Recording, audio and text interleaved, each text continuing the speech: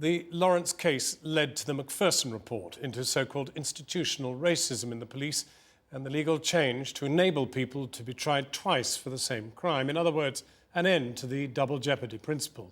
It changed Britain, but is there still room for improvement? Joining us now, Ken Macdonald, now a member of the House of Lords, who took over as Director of Public Prosecution the year that the double jeopardy rule changed, and Chuka, a member of Labour's shadow cabinet. And in Bristol, Dr. Richard Stone, who you just saw in that report. He was an advisor to the Macpherson Inquiry. Chuka, you were 15 when Stephen Lawrence was murdered.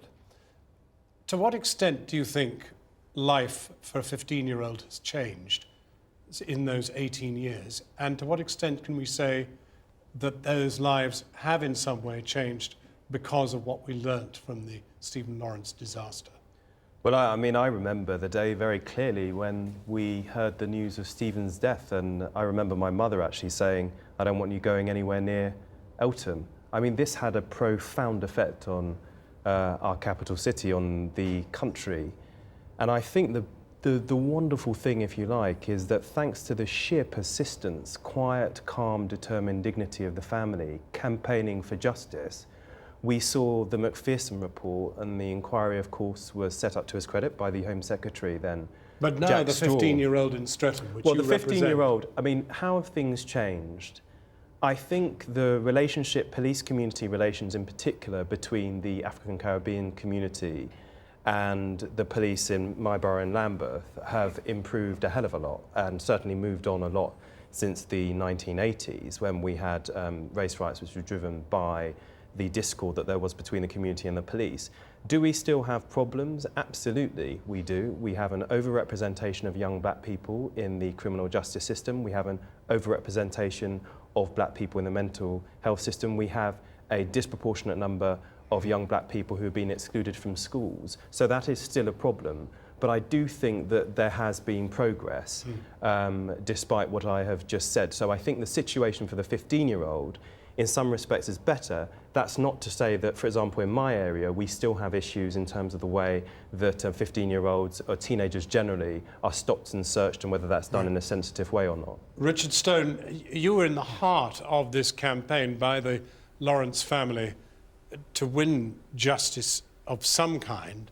But looking out from the inside of that campaign, to what extent beyond these convictions do you think you achieved change? Well, it's a bit limited, which is rather sad. I mean, I think there's a lot of change that people know they can't get away with the sort of outright discrimination they did in the past. But as Chuka was just saying, the fact is that it's still the disproportionality in stop and search was 4 to 5 times more likely to be stopped if you're black than white in 1999. Now it's 8 to 10 times. In other words, it's doubled in that time. And every one of those stops where police seem to have stopped a young black man just for the sake of it, just for having a bit of fun, that police officer's not only actually wasting police time, which is, I understand, is actually a crime. Why aren't they prosecuted, some of these police officers?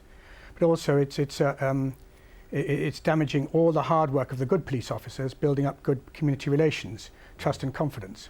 So one of those arbitrary stops, just because somebody's obviously black for no other reason, it gets around the communities very fast and is very damaging to trust and confidence. Well, and the police need that trust and confidence because the black people in the inner cities, all surveys show, are more likely to be victims of crime. So if the people who are the victims of crime aren't going to report crimes or come forward as witnesses, then we all suffer because there are more criminals on the street. Ken Macdonald, I mean, the law is still quite a white shop, isn't it? I mean, the Supreme Court is completely white. It's got one woman. The appeal court's pretty white. Is the law up to snuff? Well, there's a long way to go. The appeal court, incidentally, is I think, completely white. I think there are 2 black High Court judges, a few more circuit judges, a few more district judges, and a few more magistrates. But we've got a long, long way to go. The criminal law, which is the area of law that I'm familiar with, is still pretty white in this country and not at all reflective of the population at large. There's no reason why there should be a sort of mechanistic reflection, but it's surprising that we have so few black people, and goodness knows there are so many talented black people in the law, so few in senior positions in the judiciary. But you know, there's a long way to go. There may be people looking in, Chuka, who will be saying, hang on a minute, this was the killing of one desperately horrible racist attacker. A huge amount of money was spent down the years. Macpherson Inquiry and the rest of it, huge purging of the police and the rest of it.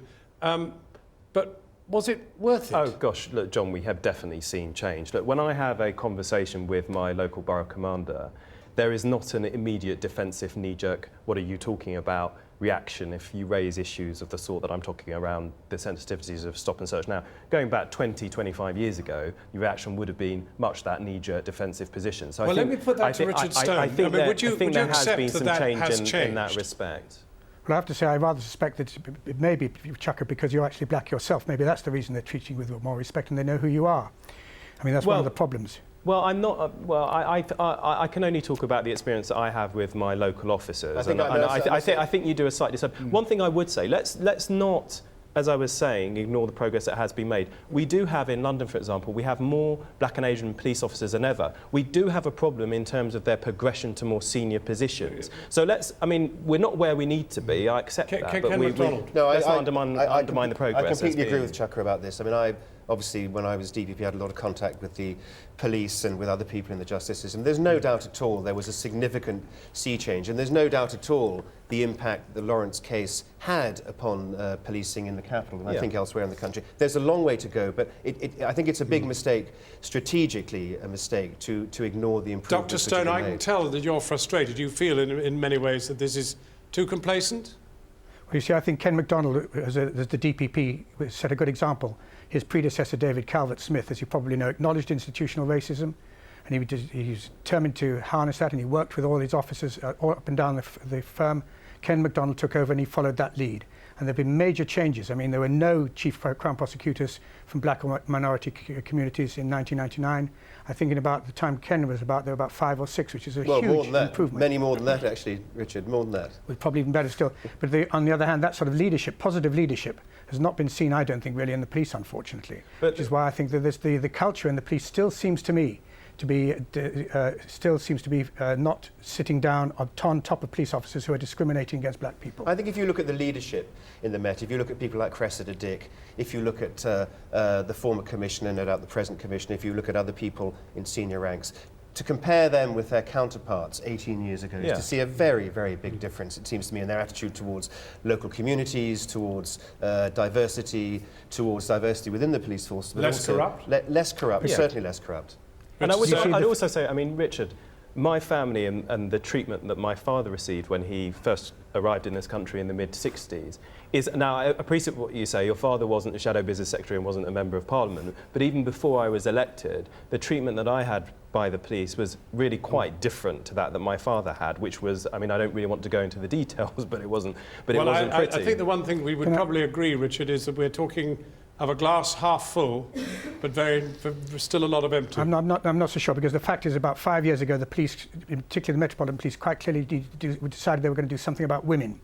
And now we've got 2 chief constables in this country, we've got senior police officers.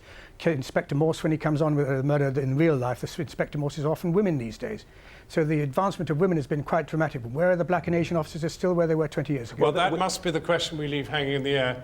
But thank you very much indeed, Dr. Richard Stone, Lord Macdonald and Chuka Umunna.